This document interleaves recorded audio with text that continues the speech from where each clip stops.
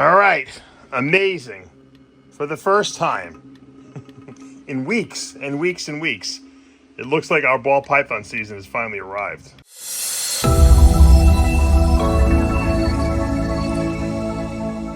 What's up, snake fans? Dave Palumbo here for Muscle Serpents Daily. Today, Monday, I don't know if this video will go up on Monday, but this is a compilation of stuff from the weekend, from today, Monday, and a whole bunch of stuff that I kind of just recorded haphazardly as it happened. Yes, we had finally a ball python clutch of eggs. I can't tell, it's probably been 6 weeks since we've had a clutch of eggs. This is only clutch number 11 for me. Usually I'm probably at 40 clutches by now. So the season is either not happening or it's very late. I think it's just very late. I think we're gonna get a bunch of clutches. I don't necessarily know if we're gonna get 50 like we normally do, which might not be a bad idea or a bad thing, but I think we're gonna get a very late season, and I have no clue why that is.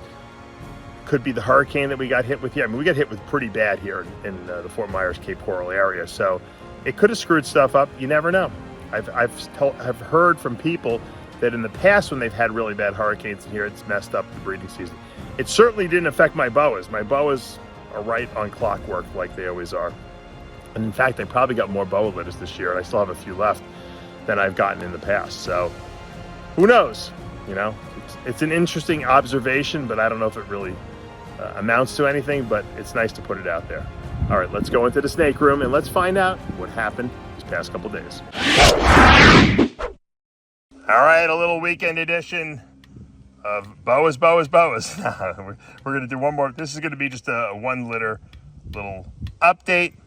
This is the crazy Hypo Laby male that I bred to my Eclipse het albino female. And these guys shed out. I don't think I've shown them to you since they've shed.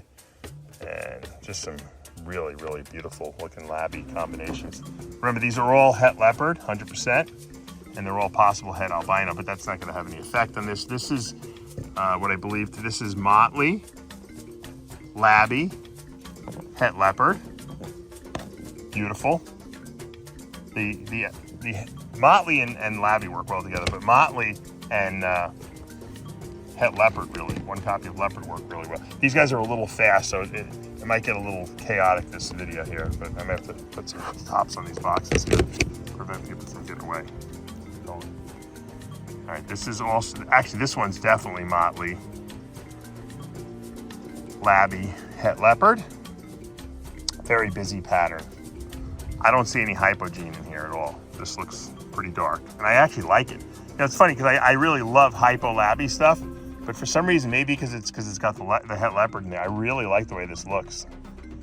Look at all this cool stuff going on here. Very nice. Diamonds down the side there. Now this, definitely Laby, het leopard. I don't see any hypo in this one either. The question is there Motley in this? There is the tail striping going on here. Pretty dark. I would say probably there is. What would be the difference between this one and the one we just saw? That's the question. It could just be a different, expression of the same thing. This one, you can see, is a little lighter, but it's not light enough to call it a hypo, so not really sure. Maybe this one doesn't have Motley in it. These guys are not cooperating. So there's definitely a distinction between these two. This one's much lighter. I don't know. I really don't know. I'm stumped. All right, here. This one is definitely Hypo Laby, het leopard. I don't think there's any Motley in here. Could be wrong, might be. Does have some dark cheeks. Look at how cute this guy is. Loving on me, showing some love. I want to take another one out, but I don't know if this one's going to cooperate with me. I might have to put him back.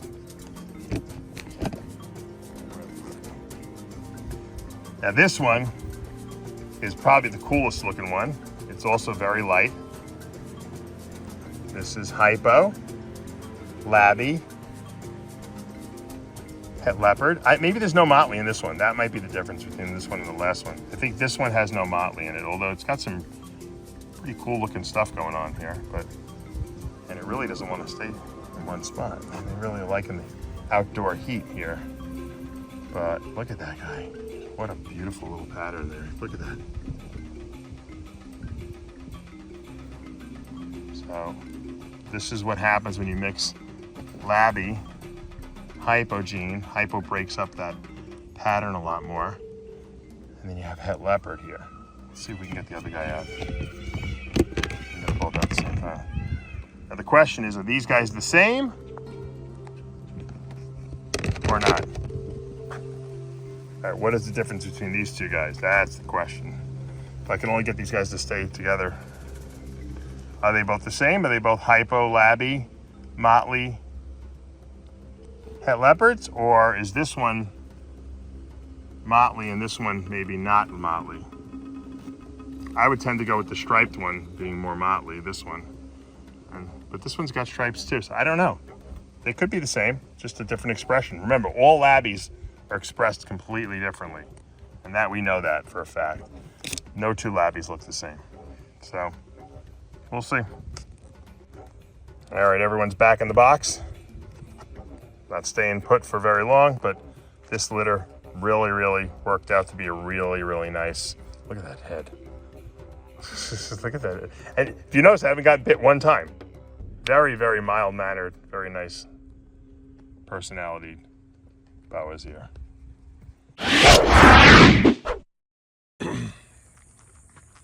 All right, it's nighttime here, Cape Coral. Looking in my outdoor enclosures, you can hear the peacocks getting ready for bed. There's my Albino Olive Python who just shed out. Let's get a good look at that. Maybe we can see her shed. Yep, there it is. There's her shed. She's looking mighty nice, beautiful. Actually, that's the male. This is my smaller pair. I noticed that the Bredli pythons are out, and this female, all during the day, she's in that hide box. It is hot here. It's like in the 90s all day, and you know what? Now that it's cool and it's nighttime, she came out. She's chilling. The male, look, he's in the. Let me see if I can get him. He's in the water bowl. He's been hanging out in the water bowl because it's so hot. And there's my big pair of olive pythons, who gave me nothing this year, and probably won't give me anything because they're eating. They're kind of chilling out. They're not in the hide box either. They're out because it's nice and cool out. And they actually get along really well, these two guys. Oh, there's a shed over there. So one of them did shed out finally. There's the shed right in the corner there. If we can get a little view. Being lazy, I'm not opening the cage. Sorry about that. And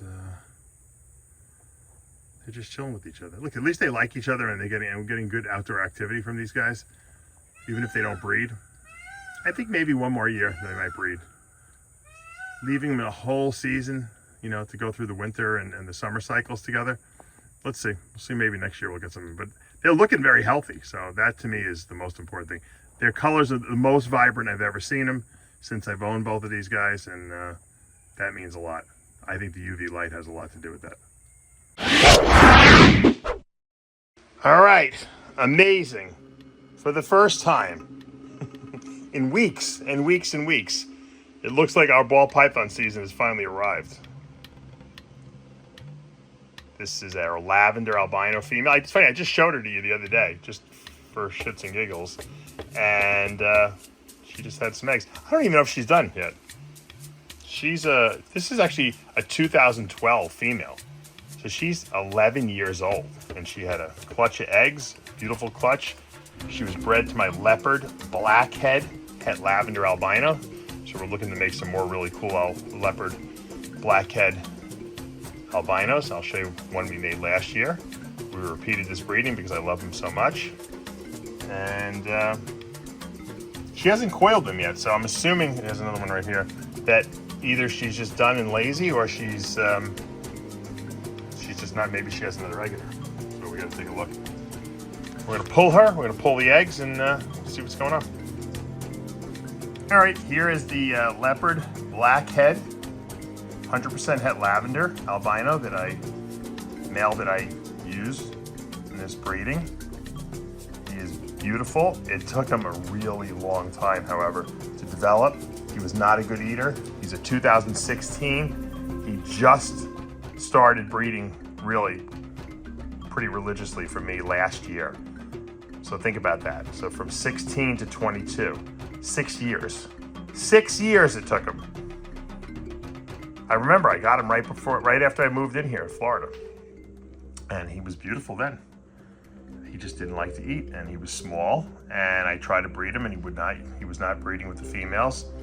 And I don't know, just at some point he just said, all right, I'm gonna start eating. And finally he delivered. He delivered the goods. Last year was our first leopard blackhead lavender albino that I produced. And now we got some more eggs, so you were slow to the punch. And I'm sure a lot of people produced blackhead leopard lavenders before I did because of the fact that you took so long, but I never gave up on you. Remember that. I believed in you. Thank you for believing in us and giving us some eggs. All right, we got 6 really good eggs. Plump, nice vessels in them, nice embryos, 2 slugs, not too bad.